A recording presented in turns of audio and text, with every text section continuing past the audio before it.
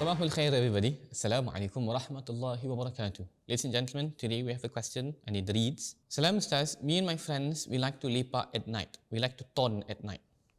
Wish, ton eh? Is it true that there is a hadith that disallows people from holding conversations after Isya? Ladies and gentlemen, let's break this down.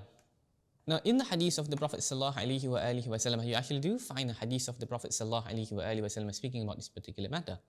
In the narration of Imam al-Bukhari and the narration of Imam Muslim, and you would find similar narrations in the Muwatta of Imam Malik rahmatullah alayhi and the rest of the narrations as well. For example, Abu Barzah said, the Prophet sallallahu alaihi wasallam disliked going to bed before the Isya prayer and indulging in conversation after it.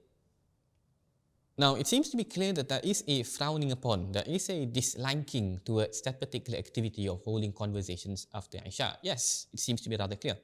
However, when it concerns to a ruling, whether this is haram or this is makruh or this is just permissible and so on and so forth, we need to be a bit clear concerning the matter. A dislike that is expressed by the Prophet ﷺ can mean a number of things, a number of possibilities. So let's be clear concerning this particular matter first. Now, there is an agreed upon position that our scholars actually take, and it is none other than that it is in fact not haram, but rather makruh. This can actually be seen in that hadith that we have mentioned just now, when the wording clearly states kana yakrahu, that he disliked. And generally, the dislike of the Prophet ﷺ does imply a makruh ruling and not a haram ruling. Al-Imam al-Tirmidhi rahmatullah alayhi in his narration even mentioned that some of the scholars mention permissibility or ease in the matter. It may not even be makruh. Now, on that note, our scholars say that when you actually do look at the narration that the Prophet expresses dislike, it may not necessarily be talking about every type of conversation, but a type of conversation that the Prophet sallallahu alaihi wasallam disliked. For example, in the narration of Imam Ibn Majah, عن عائشة رضي الله عنها وأرضاها قالت ما نام رسول الله صلى الله عليه وسلم قبل العشاء ولا سمر بعدها. In this hadith, the wording is a bit different. It provides a bit more nuance and detail, in which Sayyidatina Aisha said, and she used the word samara.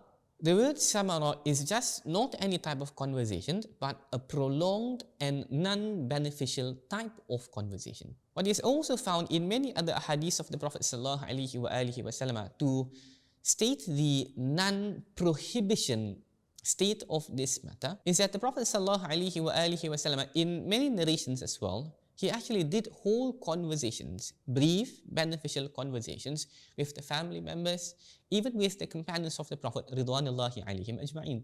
However, ladies and gentlemen, and I think that I would want to stress this particular matter, even if it is makruh, that just because it is makruh, it does not mean that we should take this particular matter lightly. And there are people who hold that kind of a sentiment. Oh, kan makruh je, ala sunnah je, tak apalah. But the true follower of Prophet Muhammad sallallahu alaihi wasallam, when the Prophet sallallahu alaihi wasallam expresses dislike, a dislike coming from the Prophet sallallahu alaihi wasallam is significant. Our standard should be that if the Prophet sallallahu alaihi wasallam did not like something, there must be harm in it. If the Prophet sallallahu alaihi wasallam, even if he just frowned upon a matter or just said it is disliked, we say that there is something in it that we must avoid.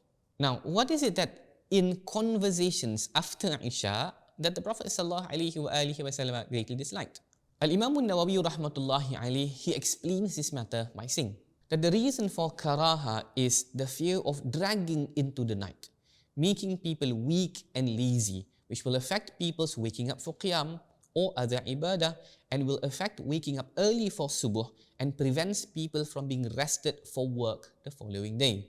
He continues, what is disliked concerning speech, however, is not all types of speech, but that which has no benefit or is unnecessary.